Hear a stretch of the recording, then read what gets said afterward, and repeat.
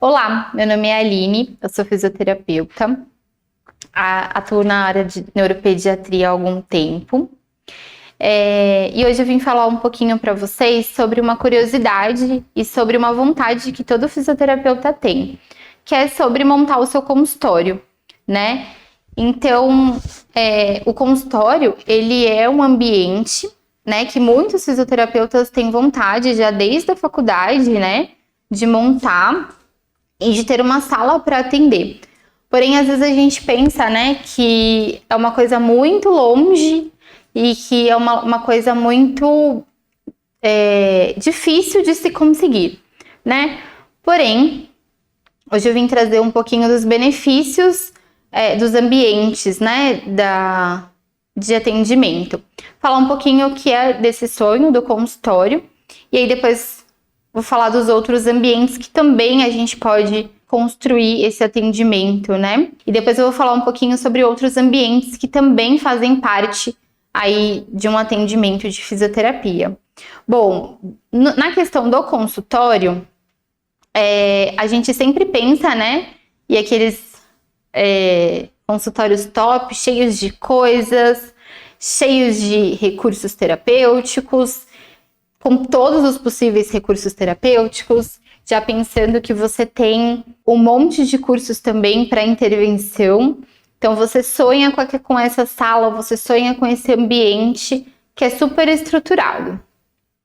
Porém, o que a gente sabe na prática clínica, no meu dia a dia, é que isso nem sempre é para todas as crianças, né? Então, você ter uma sala que é cheia de recurso, cheias de estímulos, nem sempre é o que a criança precisa, né? Eu falo que antes da gente montar o consultório, antes da gente pensar em qual caminho a gente quer seguir, você tem que saber muito bem o que você quer, né? Então, tem vários caminhos para a gente seguir, vários lugares para a gente atender, vários ambientes que a gente pode atender. Mas se eu quero um consultório, eu tenho que pensar no meu objetivo final. Então, o que eu planejo lá no final? Então, eu quero meu consultório. Olá! Antes de irmos para a aula, eu quero te apresentar a nova classe, a plataforma Premium do SES. É tipo uma Netflix que tem todos os cursos que já oferecemos. São mais de 130 cursos, além de alguns bônus exclusivos, como um cronograma de estudos feito para você, inglês com aulas ao vivo, 2 certificados por mês e muito mais. Se quiser saber mais sobre a plataforma, acesse o nosso site. Mas antes, assista a essa aula que está incrível. Bons estudos! Tá, mas qual o público que eu vou atender dentro desse consultório? Por exemplo, vamos pensar que eu quero atender um público com paralisia cerebral, né? E aí esse público, muitos deles são deambuladores com auxílio, né? De muleta, de andador, cadeira de rodas. E se eu tenho um lugar que tem escada, como que eu faço com que essa pessoa suba, né? Os pais, a família, vai conseguir carregar no colo? Essa criança vai conseguir, de repente, às vezes é uma criança que tem uma funcionalidade um pouco maior e ela vai conseguir subir uma escada sozinha, né? E aí, as longas distâncias, ela precisa de uma cadeira de rodas.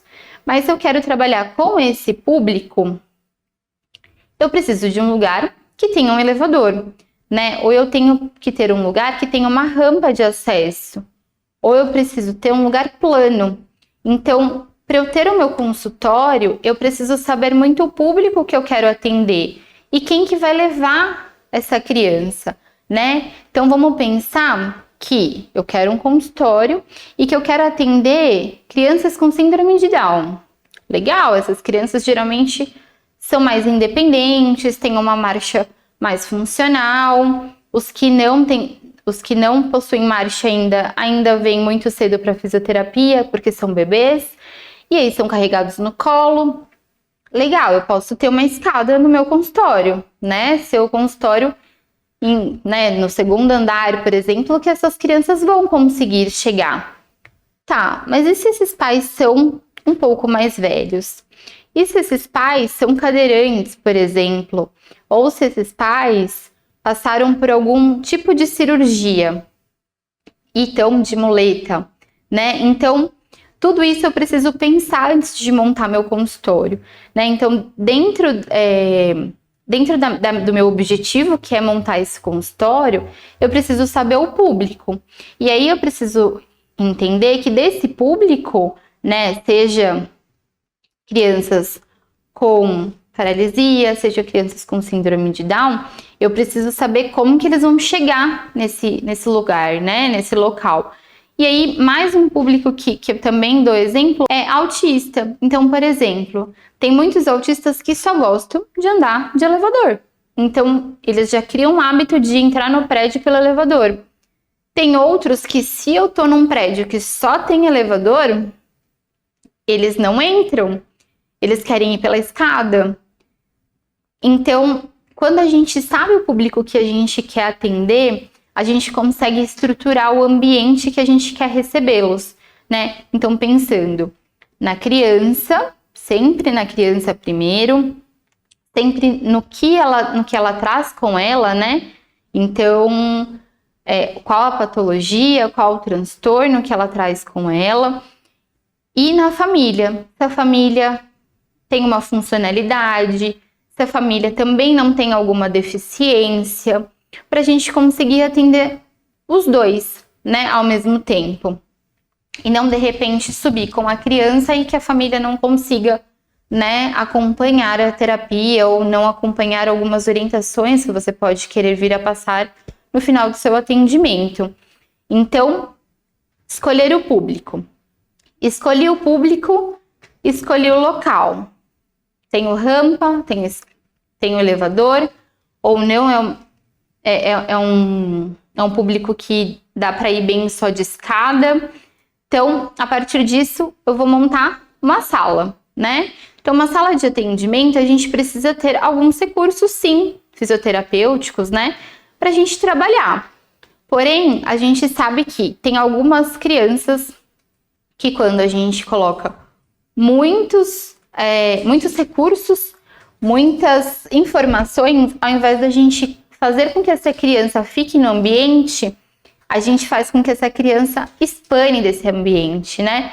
Ela queira sair, ela queira fugir daquele ambiente porque é muita informação, é muito colorido, é muito estímulo, e aí faz com que ela não consiga perceber o que você quer fazer lá com ela, né? Então, qual o objetivo que você quer ter ali com ela, né? Então, o segundo ponto é você estruturar a sua sala de acordo com também o seu público. Então, vamos lá. Se eu quero trabalhar com paralisia cerebral, são pacientes que eu preciso ter, pensando que são cadeirantes e que alguns andam, né, com muleta ou andador e outros são mais funcionais.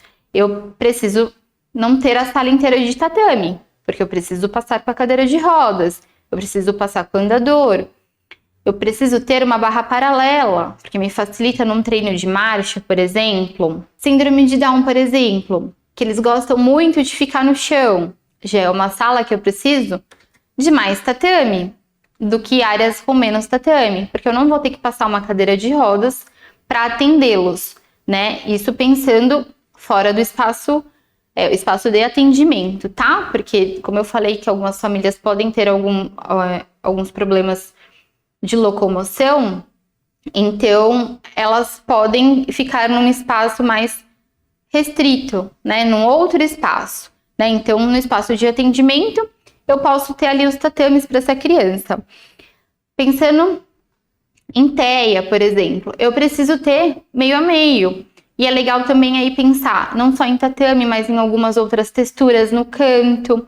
Por exemplo, uma grama sintética, umas caixas de areia, alguma parte que dê para fazer alguma atividade com água.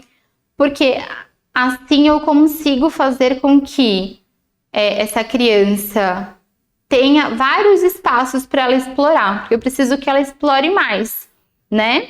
Porque tem algumas crianças com autismo que não são exploratórias, né? Querem ficar só num cantinho brincando ou fazendo os objetivos, né? Que você propôs. Então, de novo, entra no público. E aí, a partir disso, eu vou montando a minha sala, eu vou montando o meu consultório de acordo com o público que eu quero. E aí, sempre pensar que o quanto mais recurso você tiver, mais um leque você tem para atender. Porém, dependendo do público, você precisa ter mais restrito. Então, ter um espaço mais livre, com menos informação, independente da patologia. Por quê? Porque essa criança, ela precisa não só de muitos estímulos, ela também precisa de um cantinho para ela ficar ali, para de repente você fazer um relaxamento no final. Então, tudo isso é levado em consideração. Então, escolhi o meu público, escolhi um lugar, escolhi as técnicas que eu vou, as técnicas e recursos que eu vou utilizar. E a partir disso, você vai trabalhando, né? Você vai colocando coisas que façam as pessoas lembrar de vocês. Eu tenho um Instagram, para quem quiser me seguir, é o @alinedecamargo.fisio. E eu tenho um colega de trabalho que eu gosto muito da cor roxo, que é a minha cor, né? Roxo e azul. Então, são cores que lembram quem eu sou, lembram que eu sou fisioterapeuta e que eu gosto dessas cores. Então, ter cores que te represente, ter objetos que te represente como pessoa. Porque a pessoa, ela vai buscar o seu atendimento pensando que você tá ali para atender, mas que ela vai sair dali e vai fazer o que você orientar em casa, ou vai sair dali e vai ir no mercado e vai lembrar. Nossa, aquela cor, ou aquele cheiro, nossa, aquele objeto que estava lá na sala da Aline, nossa, lembrei dela, lembrei, tenho que fazer o exercício, ou tenho que fazer algo que ela pediu. Então, não é um caminho impossível de ser realizado, né? A gente não precisa daquela mega estrutura, né, para conseguir montar o nosso consultório. É uma das coisas que, hoje em dia, atendimentos a nível de consultório particulares dão mais recurso, dão mais retorno. Não é impossível, né, conseguir construir o seu consultório, porém, sabe-se que hoje em dia, atendimentos a nível de consultório, eles dão um pouco mais de retorno financeiro do que em outros setores que a gente trabalha, né? Então, você consegue fazer um trabalho melhor, com um tempo melhor com o seu paciente, com os recursos que você precisa, com os objetos que você acha que são importantes dentro ali do seu consultório, né?